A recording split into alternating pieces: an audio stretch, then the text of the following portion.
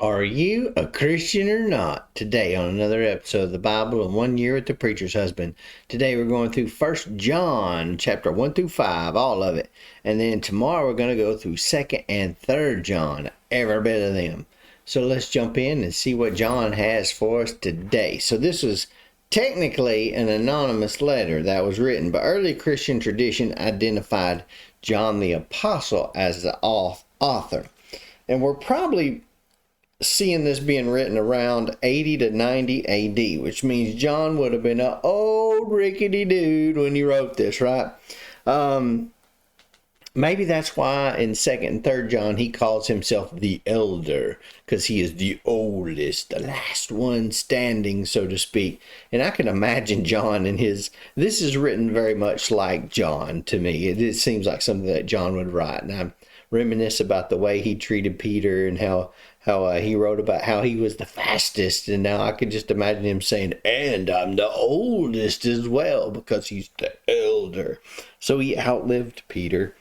I could just see him saying that. So big picture here though, Christians have fellowship with Christ, who is God incarnate, right? And with other believers as well, though, through having their sins forgiven, walking in the light, living in love, and holding to the truth. As a result, they can be assured that they have eternal life. So summarizing all this together, John listed 4 reasons for writing his letter. The first, he wrote to promote his readers' fellowship and joy. That was basically verse 1 through 4 here, that you may have fellowship with us, is what it's all about there. And such joy and fellowship is based on who God is and on what he has done for us in his son Jesus Christ.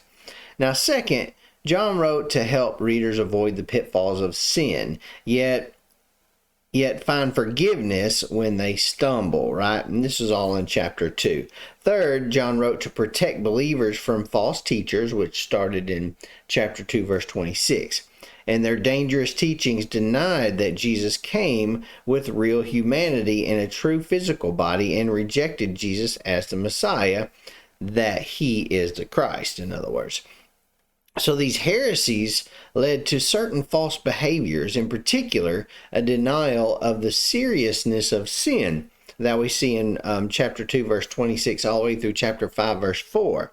This is all about the seriousness of sin. And finally, John wrote so his readers might know that they had eternal life, as we see in chapter 5, verse 13.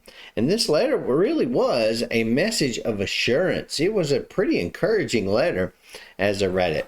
So, a little food for thought here. John mentions some form of the word love over 4 dozen times in this very short letter. He identified love as the ultimate test of the validity of one's Christian faith in chapter 3, verse 14, and in chapter 4, verse 7 and 8. And such love in believers is called forth by God's nature, as he writes in chapter 4, verse 8 and in verse 16, and from God's actions towards us, as he writes in chapter 4, verse 9 and in verse 19. But believers' love is not only directed toward God, it includes fellow believers as well, as we read in chapter 3, verse 14 and chapter 4, verse 21. So believers show their love for God by loving one another. Where there is no love, there is no fellowship, either with God or with others, right? So whoever does not love does not know God, because God is love. I absolutely love that verse. So, I guess the takeaway from all this that we read tonight is 1 John maps out 3 main components of saving knowledge of God. The first one is faith in Jesus Christ. The second one is obedient response to God's commands. And the third one is love for God and others from the heart. A valid Christian faith must show evidence of all 3 of these: faith, love, and obedience. So, to sincerely anticipate seeing Jesus Christ face to face in the future, right? We must live in daily fellowship with God and with one another. So I hope this has helped you in your studies. If it has, click the like button, subscribe button. Of course, click the little jingle bell so you can get notified the next time I upload a video, which will be tomorrow. And if you're rumbling with me on Rumble, hit that little boxing glove, and I'll see you tomorrow for another episode of the Bible in 1 Year with the Preacher's Husband. See you then.